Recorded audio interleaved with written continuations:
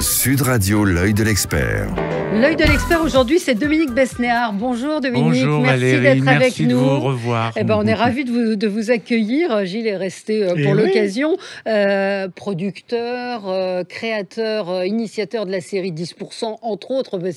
Aujourd'hui, c'est peut-être ce pourquoi on vous connaît pour les plus jeunes générations, mais vous avez été un très grand agent d'acteurs. Vous avez fondé Art Média. Ah non, je n'ai pas fondé. Vous n'avez pas fondé, vous avez... je vais avoir des problèmes. J'ai participé surtout à l'évolution de cette agence. Ouais. Mais c'était déjà une agence très réputée quand je suis arrivé dans les années 80. Et donc, vous avez changé de vie d'une certaine manière, tout en restant quand même dans le milieu, en devenant producteur. Bien sûr, en étant producteur. Après avoir été casting et agent pendant 20 ans, je suis devenu producteur. Et voilà, depuis 15 ans, les années passent. Hein.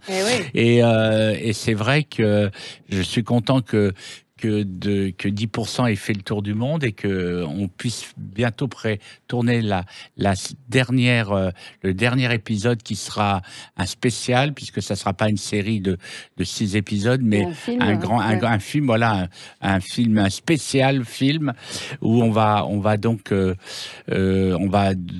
terminer en beauté cette série, parce qu'il y a plein de remakes, et notamment un remake anglais. Ouais. C'est pas le variant anglais, c'est le variant du remake 10%. Ils vous ont pompé. Qui n'a pas du tout. Au contraire, sont des gens très fair-play, malgré le Brexit. Ils nous ont acheté les droits et ils font une version que j'ai vue et qui est vraiment... Enfin, j'ai pas tout vu, mais ce que j'ai vu est formidable. C'est vraiment bien. Donc, à un moment donné, on va arrêter de refaire... maintenant, après... Il faut savoir s'arrêter quand c'est bien. Vous croyez On avait envie peut-être une petite saison en plus. Non, mais là, ça va être une saison de 2 heures et puis voilà. Est-ce que les comédiens... Alors, c'est aussi en Inde et en Turquie. Est-ce que les comédiens anglais... comme nous, jouent le jeu? Est-ce que les Nathalie Baye anglaises jouent le jeu de venir jouer leur rôle dans les séries et les adaptations? Parce que c'est le principe. Il y a Helena Bonham Carter qui est dans le suivant, et puis il y a l'actrice dont jouait... Il y a des acteurs qui sont dans The Crown, notamment celle qui fait Lady Di. Donc voilà, ça se passe très bien. Non, mais c'est très intéressant parce qu'on peut de parler des agences ou des agents lorsque c'est un peu le modèle, un peu comme la France, parce que les États-Unis, les agences, c'est des plateformes énormes. Il ne peut pas y avoir les rapports entre les gens. Et là, ce côté familial, c'est ce qui a plu de rester aux États-Unis. Et ce qui a permis aussi que ce soit vu aux États-Unis, c'est quand même grâce à Netflix. Grâce à la Covid. Parce que les gens sont restés... Non, quand même, moi je dis toujours, France Télévisions a initié ça quand même. On a tendance à oublier. Oui, c'est vrai que c'est passé d'abord sur France 2. Et n'empêche que Netflix, la Covid, les gens sont restés à New York notamment, parce que le nombre de demandes d'acteurs anglo-saxons pour être dans 10%, c'est incroyable, parce qu'ils ont vu, ça leur parle de leur métier, ils sont chez eux, ils regardent la série. Et les Américains n'ont pas fait de remake, eux? Non, je pense que c'est pas une bonne idée, parce que c'est pas du tout... c'est pas le même système. Donc il y a version turque, indienne, anglaise, enfin britannique, anglaise et québécoise. Et québécoise, qui était... l'erreur, c'est qu'ils l'ont présenté sur les... Ça, c'est toujours un peu les Québécois que j'adore, sont toujours un peu décalés. Ils ont fait ça en même temps que la diffusion française. Donc les gens ont fait des comparaisons et c'était dommage pour eux. Ça n'a pas marché vraiment. Voilà. Vous êtes là pour nous parler du festival de Luchon, parce que qui va avoir lieu ce week-end. Nos auditeurs, évidemment, connaissent bien ce festival qui n'avait pas eu lieu pendant 2 ans. Donc vous allez faire une sorte de Monsieur Cinéma là-bas. Vous allez faire des petites pastilles sur l'histoire du cinéma. Et puis vous êtes là pour parler, évidemment, de 10%. Et puis aussi d'un film qui est en... Constance aux Enfers. D'en faire un film avec Miu Miu. Miu Miu a accepté ce film. Donc on va le présenter. C'est un unitaire, réalisé par Gaël Morel. Et c'est un remake d'un film des années 60 dans lequel jouait Michel Morgan. Et donc on a adapté, parce que Michel Morgan ressemble pas du tout à Miu Miu, mais en fin de compte, c'est l'histoire d'une manipulation. C'est l'histoire d'une femme qui se laisse usurper, manipuler par un jeune qui la trouble, mais en fin de compte, elle est plus maligne qu'elle n'en a l'air. Voilà. Gilles? Oui, en plus, Miu Miu, on l'a vu sur Arte, ça a plutôt bien fonctionné. Oui, mais Miu Miu, elle est dans le cœur des gens. Hein. C'est quelqu'un qui a une histoire avec la France. Hein. Vous savez, tout le monde, même les jeunes, connaissent Miu Miu. Hein. Du reste, ça me fait plaisir. En plus, moi, je la connais depuis très longtemps et j'avais jamais produit un film avec Miu Miu, donc elle était contente. Voilà. Vous regardez beaucoup la télévision. Vous avez parlé des archives de l'ORTF et de l'INA. Est-ce que la télévision actuelle vous plaît ou vous êtes plutôt nostalgique moi, je suis malheureusement nostalgique de nature. Alors, il faut faire un peu attention parce que je parle bientôt comme un vieux con, disant de mon temps, il y avait. Mais oui, cela dit, bon, n'empêche qu'il y a au niveau de la fiction, la fiction française, elle est très très bonne. Et moi, je la défends, franchement. Et même TF1, qui à un moment donné était un peu, qui avait un peu, comment dire, des choses, un peu des formules ou des un peu mécaniques. Oui, et bien maintenant, je trouve aussi qu'il y a un vrai effort. Ils prennent des risques. Ils prennent beaucoup de risques. Et France Télévisions, la preuve, c'est qu'ils sont leaders presque tous les soirs avec la fiction. Ouais. Donc moi, je défends la fiction française. Et surtout, il faut faire attention sur les plateformes, c'est que maintenant, il n'y a que des séries. Mais c'est aussi important d'avoir des unitaires. Oui, parce qu'on ne peut pas raconter tout en série. Et le problème de la série, et c'est le problème, ne nous laissons pas déborder par la série, parce qu'il faut qu'une série, il faut qu'il y ait vraiment quelque chose à raconter et à développer sur plusieurs épisodes. Mais tout ça est au détriment du cinéma, qui n'existe presque plus à la télé. Non, c'est pas vrai parce que je fais place au cinéma maintenant qui aura lieu le vendredi, qui a lieu vendredi maintenant. Oui, mais c'est des vieux films. Des vieux films qu'on fait quand même 800 000 à 1 million. Ah non, mais j'ai pas dit que ça marchait pas. Mais c'est important l'histoire de la. Et ces vieux films, comme vous dites, Sailor et Lula, Hope and Glory, c'est pas n'importe quoi. Mais cela dit, non, le problème maintenant. C'est au détriment du cinéma en salle. Voilà, c'est que le cinéma en salle, c'est compliqué en ce moment, et que les gens, le public, de ce qu'on appelle des films du milieu ou les films d'auteur ne sont pas revenus. Ils ne sont pas revenus, ils ont pris des mauvaises habitudes devant leur plateforme,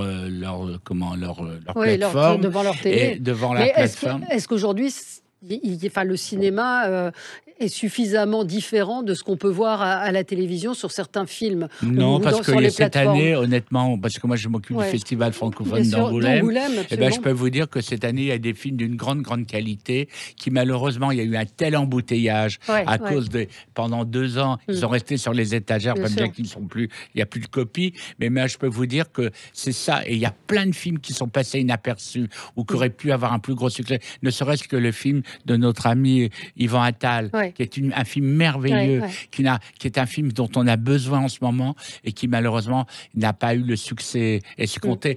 Heureusement que Eiffel, que le film de Giannoli, les illusions perdues, et surtout et aussi Aline. Mais qui aurait pu fonctionner plus. Aline, c'est un film formidable. Ils ont tous perdu 1 million de spectateurs avec les gens qui ont eu peur ou aussi voilà. Mais j'espère que tout ça va reprendre voilà, parce que moi je pense que le cinéma ça se regarde en salle. Hein. On doit être ensemble, on doit avoir les émotions ensemble. Et dans cette période où c'est tellement dur, où tout le monde dit du mal de tout le monde, où c'est vraiment une agressivité, un côté très nauséabond. Quand on voit les chaînes d'information, ces gens qui s'expriment, ça me fait peur. Eh bien, il faut retourner au cinéma ensemble, qu'on soit vraiment une grande famille.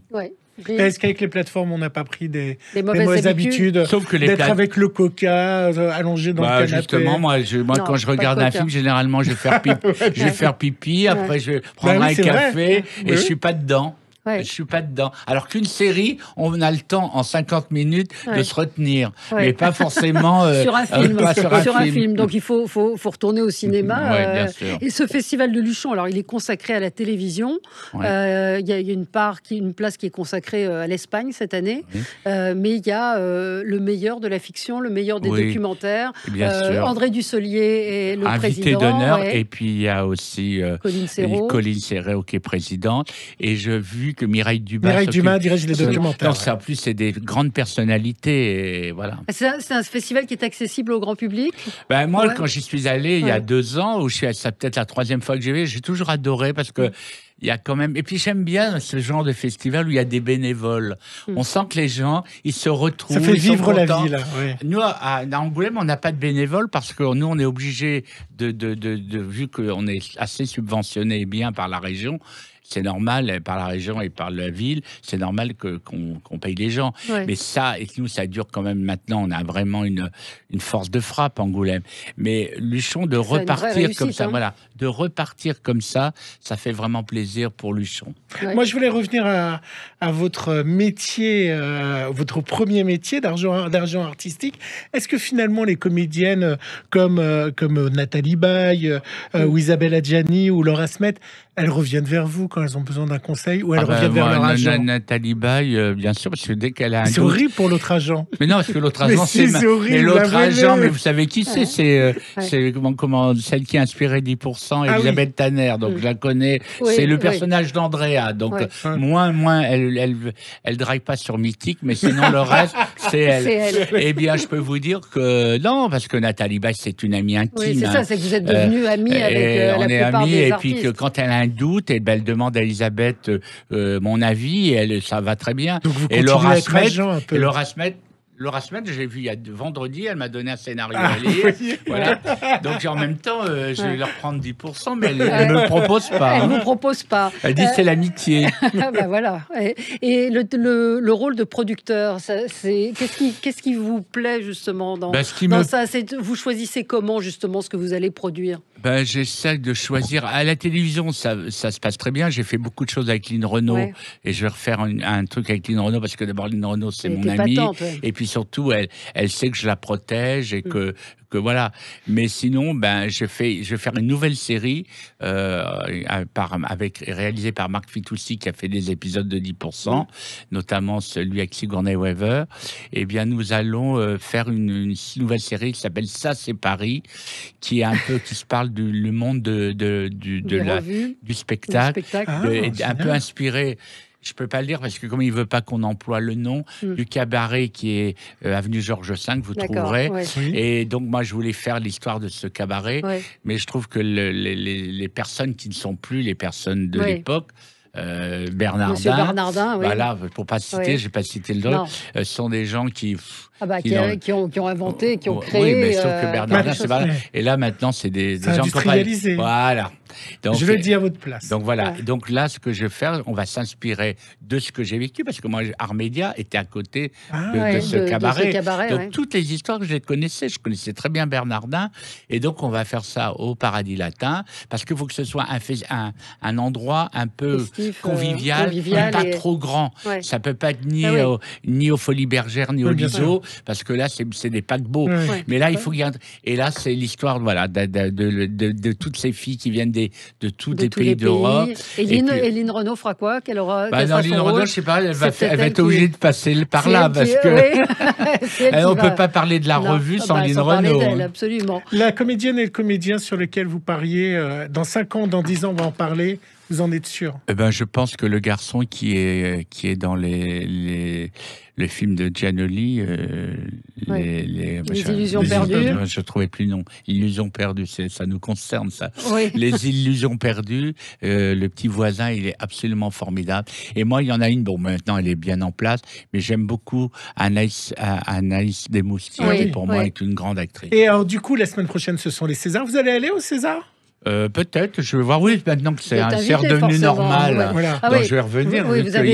Maintenant, il y a une organisation normale, et puis il y a surtout notre présentateur chéri, Antoine Decaux, formidable. Donc là, je pense du glamour dans tout ça. Il va surtout mettre de l'humour et pas de la provocation, mais pas de la vulgarité. Vous aviez été consterné l'année dernière par. Je me suis dit, mais c'est quoi? C'est une parodie. Ouais. Non, je vais voter pour Valérie Lemercier comme meilleure actrice, ça c'est évident. Ouais. Et pour Benoît Magimel comme meilleur acteur. Qui était avec Catherine Deneuve. Qui est absolument génial. Bon. Et meilleur film? Meilleur film, je ne peux pas le dire parce qu'il y en a 2. Voilà, mais il y aura certainement les illusions perdues, il y aura Aline. Alors, voilà. Le choix entre les deux. Moi, je trouve que Valérie Lemercier n'a pas eu le succès qu'elle aurait dû avoir. Non, mais Valérie Lemercier, elle est géniale. Et ce film, il y a un spectacle. C'est comme les grandes comédies américaines. Très bon film. Voilà. Écoutez, on vous retrouve à Luchon. Pour nos auditeurs qui sont dans le coin, allez-y, allez vous promener, allez assister aux différentes conférence. Vous pourrez voir Dominique Besnéard en vrai. Et puis, on attend le palmarès avec impatience. Merci Dominique Besnéard d'être venu ce matin. Merci Valérie de m'avoir invité. Merci.